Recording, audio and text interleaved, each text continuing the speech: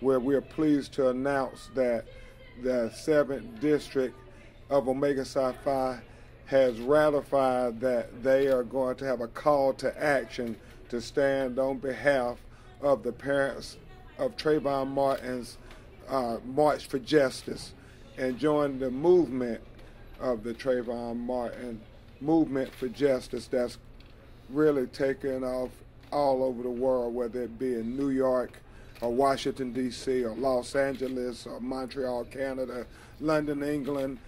We even got calls that Prince Harry put on his hoodie to show support for justice for Trayvon Martin. It's 35 days and counting. As you all are well aware, in Sanford, Florida today, the National Association for the Advancement of Colored People are in Sanford with 10,000 strong, rallying to demand an immediate arrest for George Zimmerman, this armed vigilante who killed Trayvon Martin, an unarmed teen who only had a bag of Skittles and a can of iced tea as he headed home to watch the NBA All-Star game. We also have the local commissioner here, and we're honored to have her join in supporting this effort. And we just thank Jackson, Mississippi for having their hoodie award and being connected, that whether a child is in Sanford, Florida, or anywhere in America, if they can do this to Sabrina Fulton's boy, they can do this to your child as well. And so it's important that we all come together to try to stop racial profiling, and that we try to turn back these stand your ground laws that so adversely affect minority people. And we went to Washington, D.C., just got back, where the U.S. Congress looked at that issue to see how it affects minorities when they pledge this stand your ground defense, and we are the victims.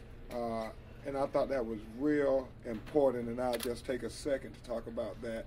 John Conyers represented congressmen from Detroit, as well as Sheila Jackson Lee, congresswoman from Houston, Texas, and Maxine Waters, congresswoman from Los Angeles, California, joined in with Congresswoman Kareem Brown from Orlando, Florida, and Congresswoman Frederica Wilson from Miami, Florida, to look at these laws that have stand your ground as their state law.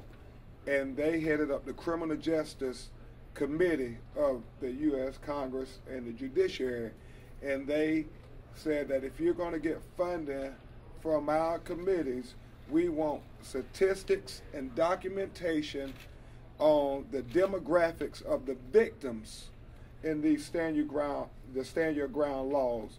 Florida is one of the leading states with this stand your ground law, and it is important to note that the statistics are alarming, because the people who have put forth a claim for stand your ground, about 90% of them aren't even arrested.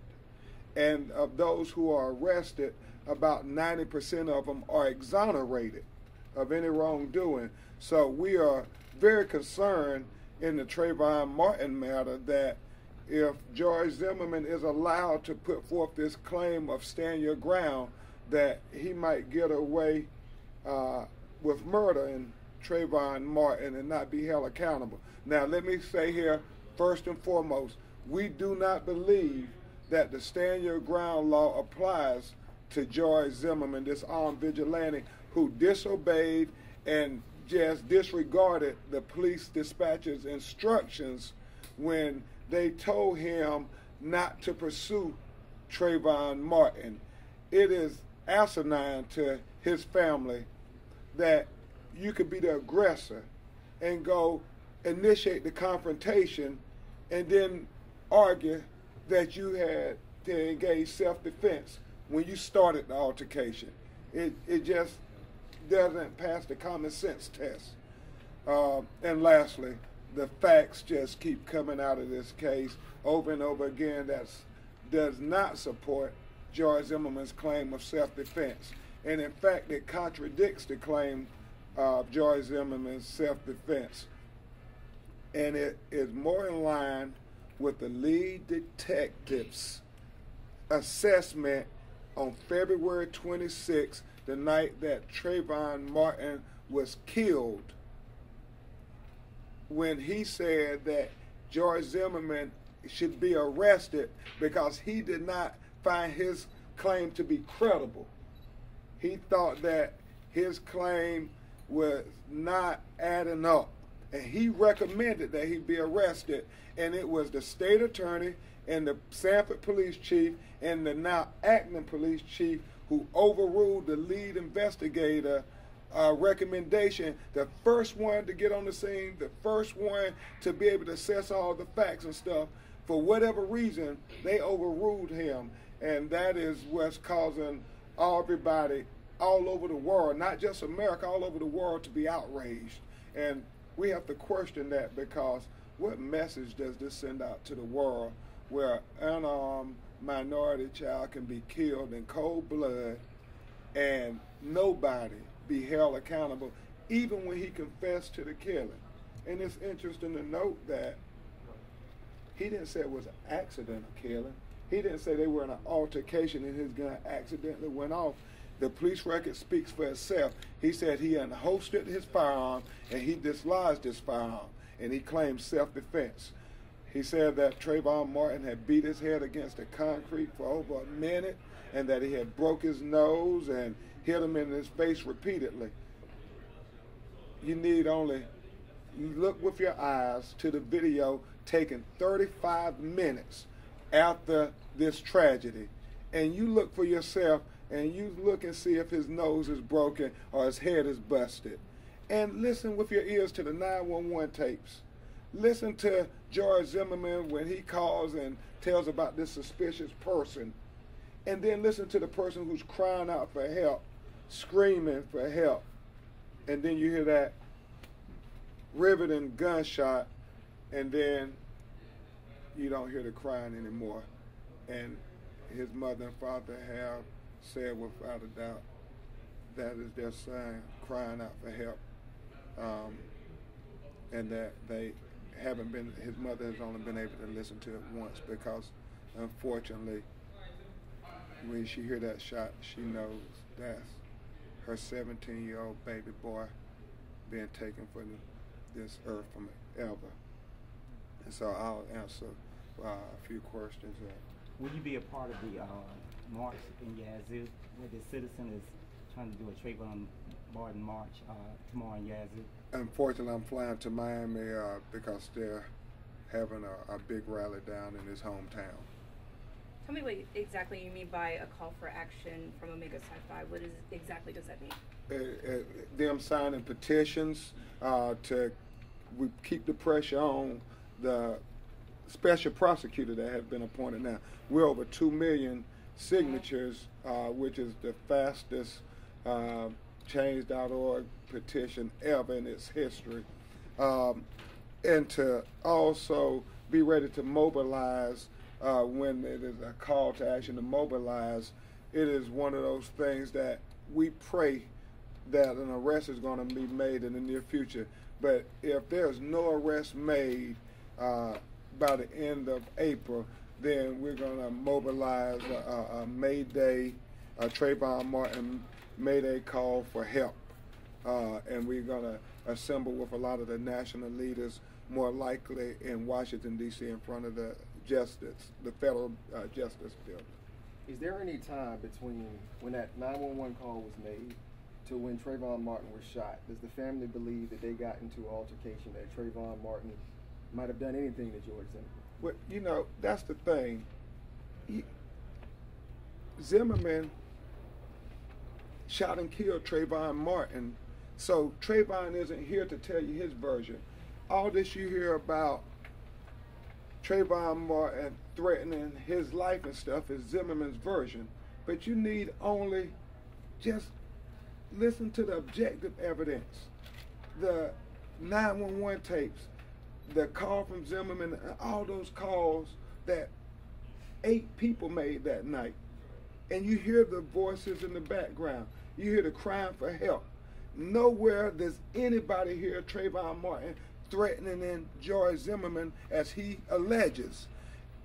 Furthermore, we now know from the phone records of Trayvon's cell phone that he and his girlfriend had been talking all day long like most teenagers do. And she was talking to him when he walked to the store. She was talking to him when he left the store. He got off the phone when it started raining, and he ran in the gated community, got behind the first townhouse he could to get out of the rain. And she tells the story real logical. It makes sense what she says they were talking about when he was just trying to get home. She tells how after he got under the townhouse, how she called him back again. And you see the phone records there when she calls him at 6:02, calls him at 6:20. He calls her at 6:27. She calls him at 6:45. You know, young people always talking on the phone. I don't know what they talk about, but they always talking on the phone. And so it's a situation where she's calling him, and then she calls him at that 6:54, and he says, okay, the rain subsided. I think there's some strange dude following me. And so he's walking slow, and he's trying to look at the car. He says, yeah, the strange dude's following me. And she says, she tells him to run home, Trayvon, and he starts running. And this is why I keep going straight back to, don't listen to me, just listen to the facts. She makes the last call to him at 7:12 p.m. That call lasts for 4 minutes. Based on the police account, the police records, if you listen to their report, they get there at 7:17, and they report that Trayvon Martin is shot and killed lying on the ground. If you look at the 911 records, George Zimmerman calls the 911 dispatcher at 7:11 p.m. So while George Zimmerman is on the phone with 911, Trayvon is on the phone with his girlfriend, and it coincides very logically. It's succinct. She connects the dots when you just think about it from a logical perspective. You remember what he says to the 911 dispatcher. He's taking off running, and then he gets out of his car and he's running after them, and you hear the police dispatcher say, well, are you chasing him? And he says, yeah. And the police dispatcher said, we don't need you to do that. But he disregards the police instructions. But then on the other line, she's with Trayvon. He has the earplug in his ear. He tells her he's running. The white man is running after me, and he's talking to somebody on the phone. And it just makes sense what she's saying. Purport to the phone records from the 911 dispatch and the phone records from Trayvon. And then as she reports, he thinks he's lost him, and then he said, and that's the real sad thing too. He's 70 to 80 yards from the back door to the townhouse where his little stepbrother Chad is waiting for his Skittles and his iced tea. Is his shooting recorded on the 911 conversation? The shooting is recorded on one of the people who called. Zimmerman had got off the phone. I don't know if you've heard these 911 tapes. They're all over the internet. Listen for yourself. Don't take our word for it. I was trying to see if Zimmerman had recorded his shooting of the 911 call. He got off the phone, and it's very telling what Zimmerman says when he gets off the phone with the 911 people. The police tell him they don't need him to be pursuing. They tell him, we got a unit already en route. Where will your truck be? And instead of saying, I'll be in my truck, he says, well, I don't want to give that out. Why don't you just call me on my cell phone? Because we believe he had no intention whatsoever of getting back in his truck. In his mind, he was going to detain, and you hear what he calls Trayvon, for whatever reason, not knowing it from Adam, he uses a derogatory term to describe Trayvon Martin, not even knowing him, and that's why we believe he was racially profiled when you listen to that 911 tape. Any other questions? What happens from here? What are you hoping that each community will do in this call for justice? And your name, ma'am? I'm Rosalind Anderson with WOBT. Miss Anderson, we've made the same demand that we've made since his father called me 48 hours after this tragedy. arrest George Zimmerman for killing Trayvon Martin. We are not asking for a conviction. We just want a simple arrest. We want exactly what they would have done had Trayvon Martin been the trigger man. There is no question in our mind he would have been arrested day one, hour one, on the spot, and would still be in jail without bail, more than likely. And it's just hard to his mother and father, that fact that their son is in the grave while George Zimmerman, this armed vigilante, is free as a jaybird. It's just painful. Anybody, any parent would say, you're not even going to arrest him? Why come to Jackson? I know I was a little bit late here. I'm a proud member of Omega Psi Phi fraternity, and we're having our annual district meeting in Jackson, Mississippi. I serve as district council with my fellow councilman under the leadership of our district representative, David Marion, who may want to make a comment or two, and the commissioner, if you have no more questions. First name and last name again? Attorney Benjamin Crump, Sears and Charlie, RUMP, Attorney Benjamin Crump, lead attorney for Trayvon Martin's parents.